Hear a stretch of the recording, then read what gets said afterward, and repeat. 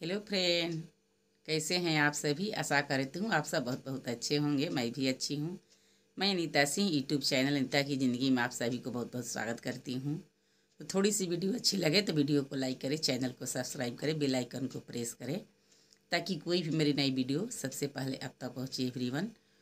और आप सबको ही पता होगा, बता दूँ कि आज है दूसरा दिन नवरात्रि का। कल शैलपुत्री की पूजा हुआ था और आज है ब्रह्मचारिणी देवी का।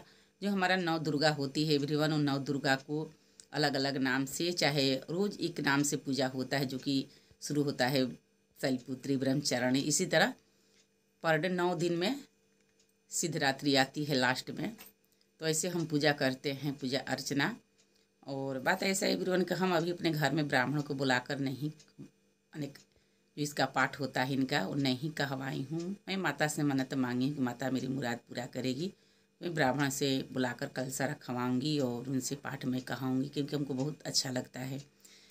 ऐसे तो कहिए तो पूजा में हमको ज़्यादा मन लगता है एवरीवन, और हमको बहुत पसंद होता है जो माता रानी की पूजा हो गया, चाहे हमारे घर में होता है छठ पूजा होता है, सब हमको बहुत पसंद शुरू से ही पड़ता था। जब मैं मायके में थी तब से ही हमको अच्छा लगता था। मेरी माँ करती थी तो साथ में हम लोग भी रहते थे उसको। वो अपना करती थी, लेकिन उनका जो हेल्प हो गया, हम लोग हेल्प करते थे। मैं सब बहन हम लोग मिलकर हेल्प करते थे अपनी माँ को, पर करती थी नहीं। और हमको ऐसे पता नहीं था कि जो कुंवारी लड़कियां है वो भी कर सकती है। तो मैं मायके में नहीं करती थी नवरात्रि। चाहे ऐसे मैंने पूजा माता रानी के, मैं झूठ नहीं बोलूँगी एवरीवन, माता रानी की मैं पूजा बस नहीं करती थी। जो चालीसा होता है वही बस खाली पढ़ती थी। ऐसे ही पढ़ती थी, कहीं माता रानी के पीक के सामने, चाहे कहीं पूजा स्थल है वहाँ बैठकर नहीं करती थी। चलते स्नान कर रही थी, चलते चलते जो हनुमान चालीसा हो गया, दुर्गा चालीसा हो गया, शिव चालीसा हो गया, बस इसी तरह मैं पढ़ लेती थी। पर मैं ससुराल आई तो यहाँ भी मैं देखी तो उतने उस समय में हमारे घर में भी नवरात्रि की कोई एगो होता है ना कि चहल पहल, ऐसा चीज़ नहीं था। यहाँ भी लोग ऐसे, हमारी सासू माँ बता रही थी कि हम 9 दिन करते थे, बहुत साल पहले करते थे जब वो भी नहीं थी। तो फिर बीच में वो भी छोड़ दी थी और चढ़ती उतरती कुछ नहीं करती थी, कुछ नहीं होता था।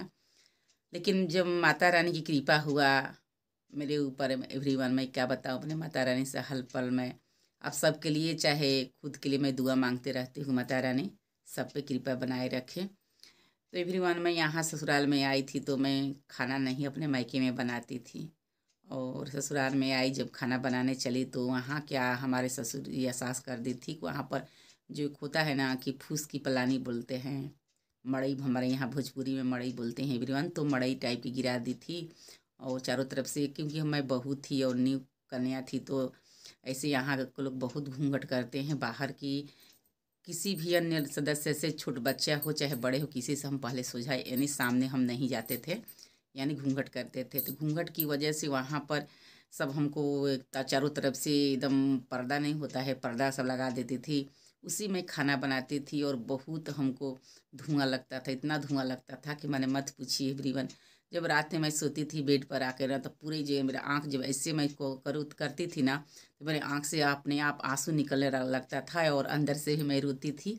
और दुर्गा माता की एक पीक था हमारे घर में, मायके से ही लेकर आई थी, अपने घर में लगा दी थी पीके। तो पीक के सामने मैं जाकर रोती थी कि हे माता रानी, इस घर से हमको कहीं और जगह आप सेटल करवा दीजिए कि यहाँ की हमारी धुआं ख़त्म हो जाए मेरी यहाँ के। उस समय मेरी बुद्धि नहीं थी एवरीवन, मैं बहुत उस समय छोटी थी, छोटी या कहिए 18 साल की मेरी उम्र था जब मैं ससुराल में आई थी। तो एवरीवन, तो मैं माता रानी की पीक के सामने में इस रात में रोज़ पर डे कम से कम 5 मिनट प्रार्थना मैं करती थी। मेरा पास में ऐसे मेरे साथ में मेरी ननद सोती थी, मेरे हस्बैंड बाहर रहते थे, उस समय पढ़ाई करते थे, तो मेरे साथ में सोती थी। तब मुझसे चुपके हम जाकर माता रानी के सामने अपने मन ही में मन्नत मांगती थी। मेरी माता रानी मुराद पूरा की, मेरी माता रानी तो सुन ली एवरीवन। लेकिन हमारी जो परेशानी है, तो परेशानी तो कहते हैं ना कि भगवान की वरदान होता है। तो बस बता दूँ एवरीवन, तो माता रानी मेरी मन्नत सुन ली और इनकी जो छोटा मोटा काम था, काम मिल गया। और काम जब मिल गया तो हमको यहाँ से लेकर चले गए। तो उधर ले गए तो मैं गैस पर खाना बनाने लगी, तो गैस पर भी ऐसे भी धुआं नहीं होता है। मेरी आँख से धुआं ख़त्म हो गया एवरीवन। तो वहीं बाहर मैं गई तो एकम और अष्टमी मैं करने लगी। ये हमारे यहाँ बोलते हैं चढ़ती और उतरती। तो यही हम व्रत करते थे एवरीवन। फिर उसके बाद में माता रानी से मन्नत मांगी, तो कुछ इसी तरह माता रानी मेरी पूरा करते गई, करने लगी। तो ऐसे 9 साल मैं भी नवरात्रि 9 दिन रखी हूँ। 9 साल के बाद मेरा कुछ दिक्कत हो गया मेरा साथ, तो उस समय से तो जय माता दी एवरीवन। तो 5 बजे मैं बेड छोड़ देती हूँ। ऐसे तो जगती हूँ 4 बजे, पर 1 घंटे में एक्सरसाइज करती हूँ पर डे में, बताई हूँ अपने वीडियो में। जब मेरा एक्सरसाइज ख़त्म हो जाता है तो पहले झाड़ू उठाती हूँ, यानी 5 बजे मैं झाड़ू उठा लेती हूँ और अपने घरों की सफाई करती हूँ।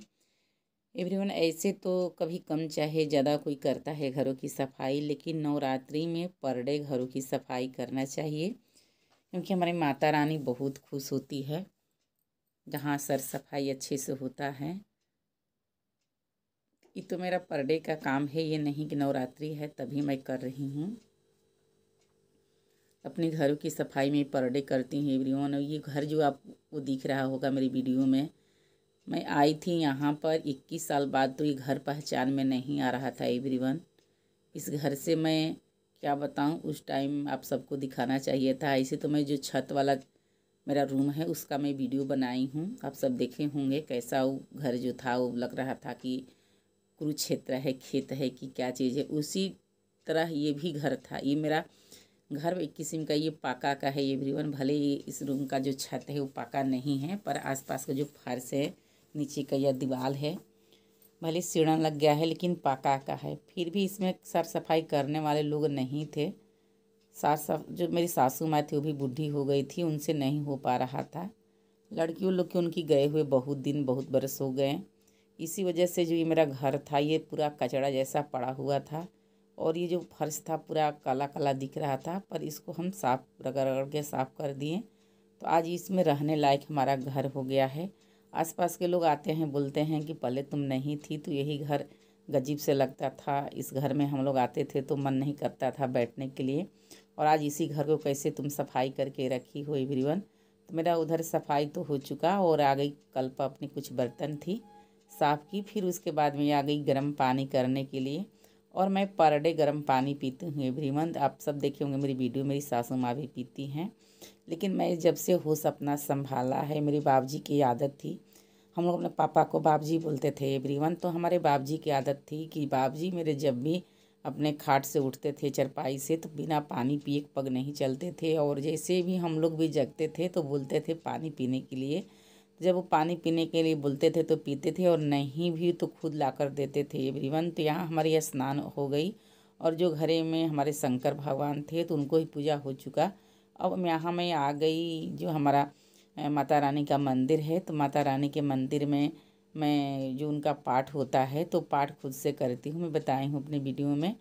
और जो सुंदर कांड होता है हमारे धर्म में, तो सुंदर कांड पढ़ती हूँ। और यहाँ देख सकते हैं फिर अपने माता रानी को पीक को ऐसे हम पूजा अपने मंदिर में करते हैं एवरीवन। तो जो चीज़ की पूजा हम खास करके करते हैं वो मूर्ति के या वो पीक को अलग, सब देवते से अलग हटा कर रखना चाहिए हर किसी को। ऐसे करते हैं तो हमारी माता रानी, आप देख सकते हैं टोटल मेरा पीक से अलग माता रानी के मैं पीक को रखी हूँ।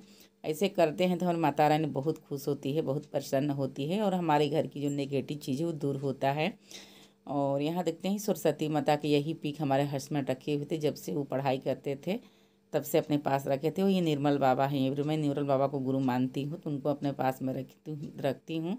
और ये मेरी विष्णु माता है एवरीवन कि आप सब सोचते होंगे कि फिर तो ये गाँव में आ गई और फिर तो चूल्हे पर ही खाना बनाती है, माता रानी से मन्नत मांगी या फिर चूल्हा फूकना ये अपना शुरू कर दी। तो इसको क्या कहें आपसे एवरीवन, ये तो हमारी बदनसीबी कहिए या और कुछ आप समझिए। नहीं तो मैं नहीं चाहती थी कि मैं गाँव में आऊँ, गाँव में रहूँ, चाहे मैं चूल्हे पर खाना बनाऊँ या मैं ऐसी ज़िंदगी जीऊँ, लेकिन माता रानी आज भी मेरे साथ है और कल भी थी। तो कुछ ऐसा अपना फैमिली प्रॉब्लम होता है, परेशानियाँ होती है, तो ये तो हम किसी अन्य को तो दोष नहीं देंगे एवरीवन। तो फिर तो मैं अब वही कार्य में आकर लग गई। तो लेकिन अब तो ऐसा नहीं है ये पहले जैसा कि आप पर्दे के अंदर रह के खाना पकाओ, चाहे किसी के सामने मत जाओ।